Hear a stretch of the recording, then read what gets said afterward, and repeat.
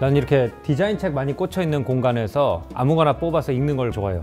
지금 읽고 있는 책은 크리스찬 디어, 유명한 디자이너의 인생과 철학을 설명한 안스피레시온 디어, 디오르의 영감이라는 책인데, 내가 최근에 읽은 책 중에서 가장 멋진 책 중에 하나예요.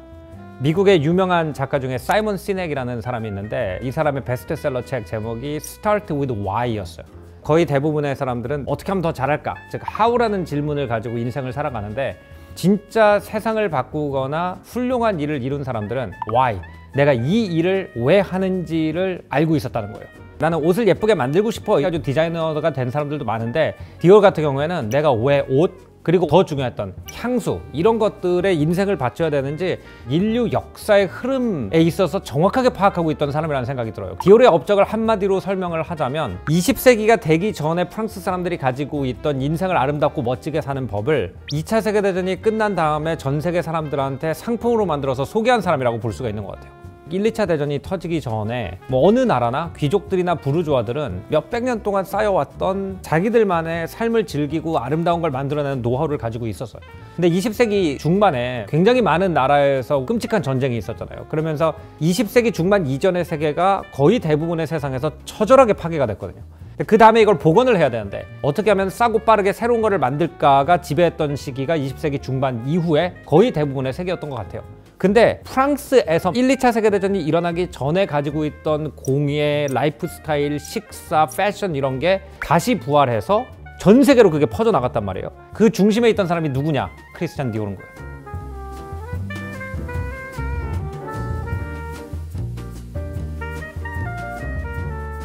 일단 프랑스를 보면은 왕정을 국민들이 파괴한 나라잖아요. 1789년에 프랑스 혁명이 나면서 왕들을 다 단두대로 끌고 가지고 처형을 했단 말이에요. 그래가지고 그때 프랑스 사람들은 인생을 아름답게 사는 것 자체가 귀족주의의 전유물이라고 생각을 해서 굉장히 싫어했었어요. 노틀담 성당에 가면은 갤러리 드 로아라고 하는 구약 성서에 나오는 왕들이 쫙 조각돼 있는 모습이 있거든요. 근데 이거를 보고 왕정에서 만든 예술이라서 조각도 왕관을 쓰고 있는데 조각을 다 끌어내가지고 목을 다 쳐버렸어요. 기요틴에서 잘라내는 것처럼. 그런 문화 파괴가 사실 귀족주의 사회에서 민주사회로 가는 길에 많은 사회가 겪었거든요. 근데 프랑스가 첫 번째 이 역사적 격동을 살아남은 데는 누가 있었냐? 우리 나폴레옹 컨텐츠에서 얘기했던 조세핀이 있었어요. 혁명 정부의 주도권을 쥔 나폴레옹이 황제가 되는 과정에서 이 와이프가 프랑스 귀족 출신이었기 때문에 다시 그 당시 장인들 이런 사람들한테 일을 주면서 이걸 이어나갔던 거예요. 18세기에 프랑스에서 귀족의 라이프 스타일이 정점에 이르렀다가 귀족주의가 무너졌지만 조세핀이라는 다리를 타고 넘어와서 그게 부르주아들한테 전수가 되고, 그리고 부르주아 문화가 벨레포크의 정수에 이르렀다가 1차, 2차 대전에 의해서 부르주아들의 라이프 스타일이 파괴가 됐는데, 그 씨앗을 가져와서 이 매스 소비 문화로 옮겨 심은 사람이 바로 크리스찬 디올인 거예요. 크리스찬 디올의 명언 중에 하나가 여기 이렇게 뭐라고 되어 있냐면은, 패션이란 지속할 의지가 강력한 문명의 가장 빛나는 증거다, 이런 말을 해요. 크리스찬 디올의 인생을 보면 디오르가 태어났을 때는 벨 에폭이라고 불리는 프랑스 문화 최고 정점 중에 하나인 그 끝물에 딱 태어났어요. 벨 에폭 하면은 우리는 물랑 루즈라는 영화를 통해서 가장 잘 알고 있지만, 미술을 좋아하는 사람들은 르누아가 그린 여러 피크닉 장면들, 아니면 보나 같은 사람이 그린 해변에 가가지고 산책을 즐기면서 놀고 있는 이런 장면들을 떠올릴 거예요. 그러니까 귀족이 아닌 사람들이 자기 능력으로 돈을 벌어서 예쁜 옷을 입고 놀러 가고 즐거움을 위해서 쓴다는 개념이 세계에서 거의 처음으로 프랑스에서 발달했던 시기가 디오르가 막 태어났을 때였어요. 근데 이 크리스찬 디올의 인생을 이렇게 쭉 읽어보니까, 크리스찬 디오르가 10살 때 1차 세계대전이 나요. 그 다음에 25살 때 대공황 시기가 있었고, 34살 때 2차 대전이 터졌어요. 그러니까 크리스찬 디오르의 인생은 10살 이전의 인생은 벨 에폭 시기고, 10살 이후의 인생은 이 역사의 가장 끔찍한 사건들의 연속이었던 거예요. 그래서 2차 세계대전이 딱 끝났어요. 근데 사람들이 아직도 삭막해. 근데 크리스찬 디올의 머릿속에는 빨리 인생이 정상으로 되돌아가야 된다. 그리고 정상이란 무엇이냐 하면은 1차 대전이 나기 이전의 벨 에폭 시대의 라이프였던 거죠. 이런 것들을 보여주는 몇 가지가 있는데, 메송 디어라고 하는 디오르가 처음 자기 쿠트르 매종을 시작했던 집이거든요. 몽타뉴가 30. 아마 쇼핑 좋아하는 분들은 파리 가면 꼭 들리는 주소일 텐데, 이렇게 생겼어요. 이거 보면은 누가 봐도 현대적인 건물이 아니죠.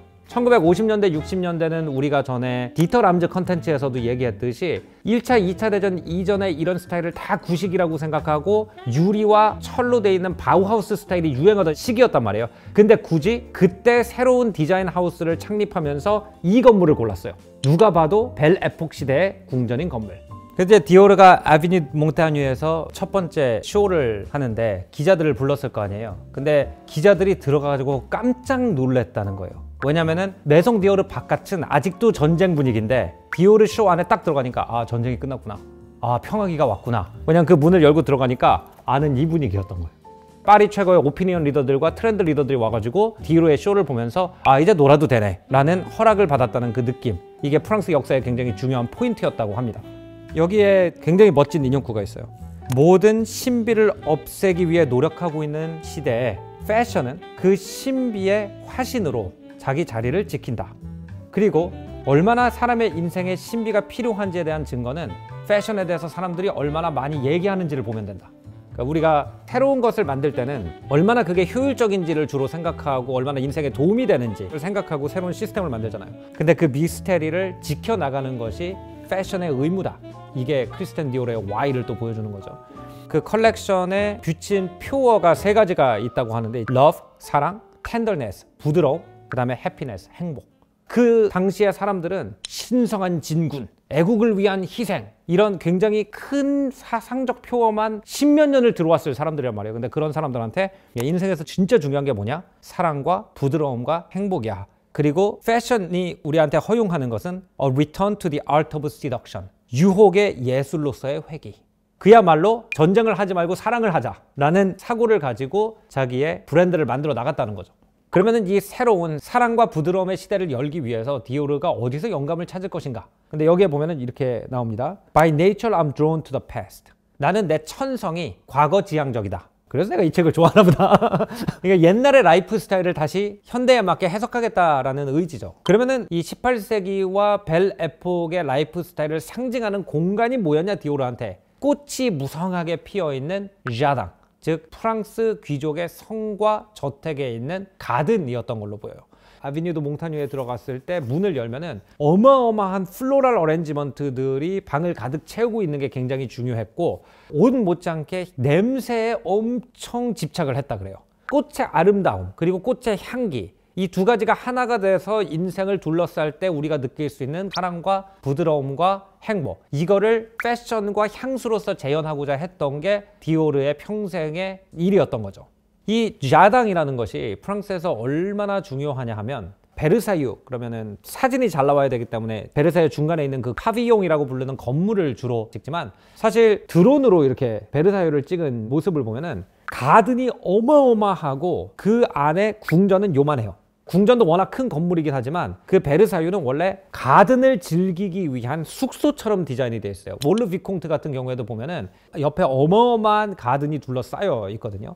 실제로 디오르는 그랑빌 저택에 있는 어머니의 가든에서 굉장히 많은 시간을 보냈다고 하고요. 또 재밌는 게 대공황이 일어났잖아요, 1929년에. 그러면서 집이 어려워져서 그랑빌에 있는 저택에서 프랑스 남쪽에 있는 캘리앙이라는 동네로 이주해가지고 산 적이 있는데, 그때 디오르가 첫 번째 라이프 스타일 사업을 하거든요. 그 라이프 스타일 사업이 뭐였냐면 꽃집이었어요. 자기가 어렸을 때 가든이 있고 꽃에 대해서 굉장히 잘 알고 있었기 때문에 마켓에 가거나 뒤뜰에 가면 어떤 꽃이 가장 냄새가 좋고 어떤 꽃을 조합해야 제일 예쁜지를 알고 있어서 꽃다발을 만들어 가지고 파는 일이 크리스티안 디오르의 첫 번째 라이프 스타일 사업이었다고 해요.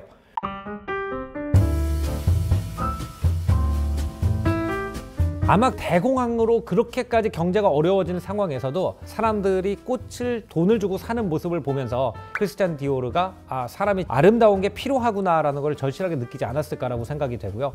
그래서 크리스티안 디오르는 옷을 디자인할 때도 어떤 파티장에 들어가면은 모든 사람이 입고 있는 옷이 마치 꽃 한 송이였으면 좋겠다라고 생각을 한 모양이에요. I designed clothes for flower-like women. 사람의 몸을 꽃의 모양으로 바꾸고 싶었다라는 거거든요. 근데 꽃이 향기가 없으면 안 되기 때문에 디오르는 거의 패션라인과 함께 향수를 같이 개발을 했고, 뭐 예를 들어서 누가 봐도 18세기 왕정 시대의 귀족 정원을 거닐기에 어울린 그런 드레스고, 여기도 보면은 봄에 이렇게 벚꽃이 쫙 매달려 있는 그런 거 생각이 나잖아요. 그러니까 이게 전부 다 가든 모티브예요. 플라워 드레스의 끝장판이 얘예요. 이 드레스 이름이 미스 디어.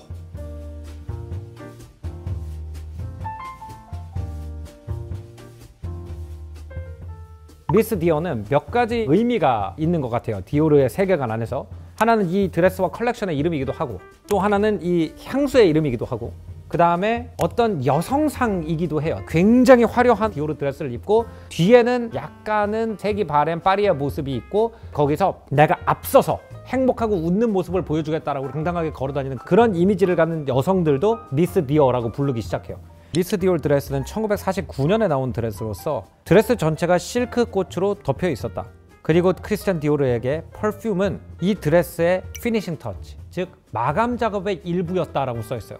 왜냐면 꽃 드레스를 만들었으니까 그 사람이 정말 파티에 갔을 때 가든의 꽃으로 보이기 위해선 냄새가 있어야 되니까 당연히 내 디자인은 마치 드레스 하나하나가 향수병을 열자 튀어나오는 것처럼 만들었다 라는 표현이 있어요. 그래서 이 드레스에다가 이 향수를 뿌렸을 때 내 머릿속에 떠오르는 이미지가 디오르가 생각하는 미스 디오르 룩의 완성이었다 라는 걸 이제 딱 염두에 두고 한번 해보겠습니다.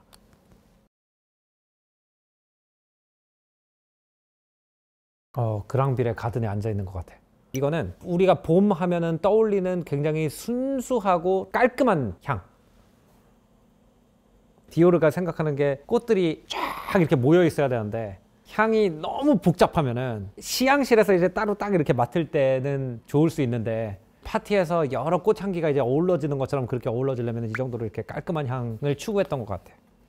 메송 디오르 출신 디자이너들이 유명한 디자이너들이 많잖아요. 근데 디오르에서 일을 했던 디자이너들이라든지 아니면 디오르의 영감을 받은 디자이너들 같은 경우에도 가드닝을 통해서만 그 디자인 세계를 완벽하게 이해할 수 있다고 생각하는 경우가 굉장히 많았다 그래요. 디오르를 따라서 젊은 입상 로랑 역시도 굉장히 유능한 가드너가 됐다. 그리고 1960년 스프링 서머 컬렉션에서 자기 디자인 중에 하나를 샐러드 드레스라고 불렀다. 디오르는 옛날에 고전적인 걸 그대로 담고 싶어하는 사람이었다면 입상 로랑은 나는 가든은 가든인데 샐러드 가든이야. 약간 이런 게 있고, 장 프랑코 페레 역시 자기의 꽃으로 가득한 상상력을 자유롭게 날뛰게 하여 에덴이라는 디자인에서 칼라와 행복함의 세계를 선보였다고 하고요.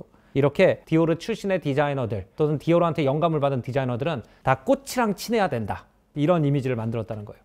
근데 우리가 이제 디or 하면 가장 많은 사람들이 떠올리는 디or 향수는 이걸 거예요. 1999년에 내가 막 이제 뉴욕으로 이사 가가지고 겉멋들기 시작할 때였어. 전에 안 보던 막 패션 잡지도 사 읽고 막 이럴 때인데 장 콕토라는 작가가 디or의 이름을 잘라보면 뉴, 신, 금, 신과 금이라는 단어를 짧게 말한 것 같은 발음이다. 찰리스 디오르니 이 향수의 이제 모델로 어떤 신전 같은 공간에서 온몸에 금칠을 하고 이렇게 걸어가는 장면으로 나오거든요. 그러면서 쥐아더 디어 되게 멋있는 거야. 그때 나 불어 처음 공부할 때여가지고.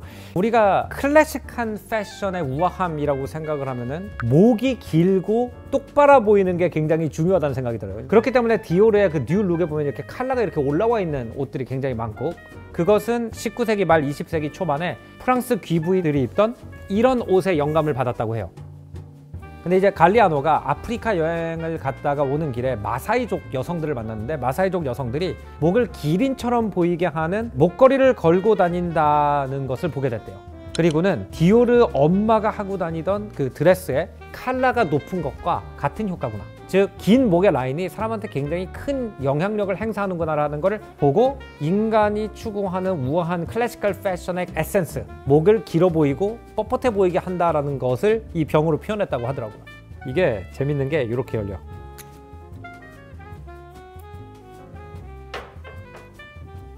허브, 오렌지, 그리고 약간 프로방스나 지중해 쪽에 있는 그런 정원 같은 느낌이에요. 아, 바뀐다. 이게 재밌는 것 같아요. 좋은 향수일수록 살이랑 닿으면 냄새가 바뀐다고 그러는데 그 다음에 이제 장미가 엄청 치고 올라오는 것 같은 느낌?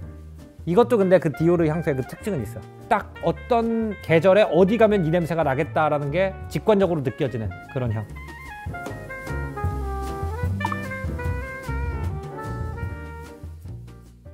이 향수라는 게 말로 표현하기가 굉장히 어렵기 때문에 디어도 어떻게 하면은 사람들한테 자기가 어떤 분위기의 향수를 만들고자 했는지를 그림으로 전달을 해주고 싶었던 것 같아요. 근데 향수라는 건 분위기를 바꾸는 건데 분위기를 표현한다는 게 정말 말도 안 되게 어렵잖아요. 근데 그거를 이제 천재적으로 해내서 유명해진 일러스트가 르네 그로라는 사람인데 이 르네 그로라는 사람이 만든 작품 중에서 제일 유명한 작품 중에 하나가 이 작품이에요. 디호라마라고 하는 향수를 표현하기 위해서 그린 그림인데 드레스랑 장갑만 의자 위에 남아있잖아요. 디오르가 앞에서 말했듯이 사랑과 부드러움과 행복, 그래서 서로를 유혹하는 삶의 예술을 복원시키고 싶다라고 했잖아요. 유혹에 성공한 거야. 그래서 옷만 남아있고 사람들은 행복한 공간으로 가 있는 거죠. 나는 너무 언어에 의존을 하는 콘텐츠를 만들다 보니까 항상 이게 형세를 뿌리고도 이걸 말로 어떻게 설명을 할까? 근데 이제 진짜 예술가들은 이거를 텅 빈 장갑과 드레스만 남아있는 암체어 하나로 표현할 수 있겠다. 어떻게 그 생각이 거기까지 닿는지가 굉장히 멋있는 것 같아요.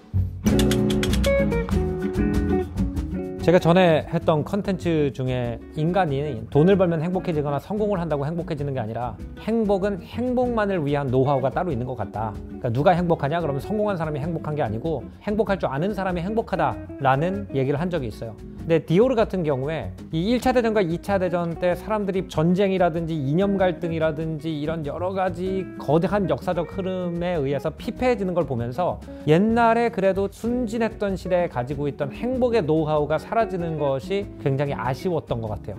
자기가 기억하는 그 순수함들이 디오르가 죽은 다음에도 이 브랜드의 DNA가 돼가지고 계속 이어져 오고 있다는 느낌이 들어요. 뭐 예를 들어서 1985년에 볼르비콩 성에서 토아송이라고 하는 향수를 런칭했는데 옛날 프랑스 귀족 사회에서도 파티를 열면은 이번 파티의 여왕은 너야, 그 한 사람을 여왕처럼 대접해주는 이런 전통이 있었거든요. 거기서 이사벨 아자니라고 하는 그 당시 프랑스 배우가 하루의 여왕이 돼서 18세기의 궁전 파티를 재현했던 이벤트가 있었다고 그래요. 이런 것들이 어떻게 보면 굉장히 사치스러운 것처럼 보이지만 오늘은 다른 이유 없이 예쁜 옷과 좋은 향기로 둘러싸여서 우아하게 한번 놀아보겠다는 이런 것들이 없다면은 인생이 얼마나 흑백의 인생이 될까를 파악한 사람이 디오르인 것 같고요. 그래서 그 사람이 인생의 마지막 순간에 뭘 했느냐를 보면은 결국 잃어버린 시간을 찾았던 것 같아요. 자기가 있던 그랑빌의 어머니의 가든처럼 르 샤토 델라 콜노아라고 하는 성을 사서 거기다가 가든을 가꾸고 그 가든에서 굉장히 희귀한, 프랑스에서는 이 가든에서밖에 거의 찾아볼 수 없었던 장미를 키우고 또 그 장미의 냄새에서 영감을 받아가지고 다른 향수를 만드는 이런 활동을 하면서 우리가 프랑스 컨텐츠 할 때 맨날 나오는 단어죠. 에피메로. 눈에 보이지도 않고 손에 잡히지도 않고 이 순간은 있지만 다음 순간에 없어지는 이 에피메럴한 것들을 갖고 나가면서 마무리한 인생을 보면은 눈에 보이고 손에 잡히고 우리한테 이익이 되는 거에만 집중하고 그것이 우리 삶을 더 좋게 해줄 거라고 생각하는 현대인들한테 시사하는 점이 많은 인생이라고 생각해서 오늘 컨텐츠 만들어 봤습니다. 오늘 조승연의 탐구생활은 여기서 마무리하고요. 다음번엔 더 재밌는 역사 문화 이야기로 여러분 찾아뵙겠습니다. 안녕히 계십시오.